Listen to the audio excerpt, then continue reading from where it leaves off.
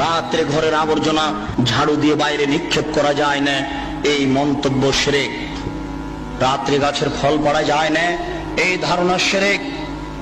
রাত্রে মানুষকে বাকি দোকানের জিনিস বাকি বিক্রয় করা যায় না, দেওয়া যায় না, এই ধারণা শিরক।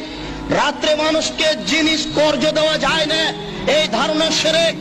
সকালে সকালে দোকানের জিনিস বাকি বিক্রয় করা যায় না, এই ধারণা করা শিরক।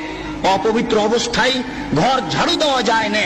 আপনার স্ত্রী, আপনার বৌমা অপবিত্র অবস্থায় ফরজ গোসল না করে ভাত রান্না করতে পারে না, ঘর ঝাড়ু দিতে পারে না, এগুলি ধারণা করা শিরক।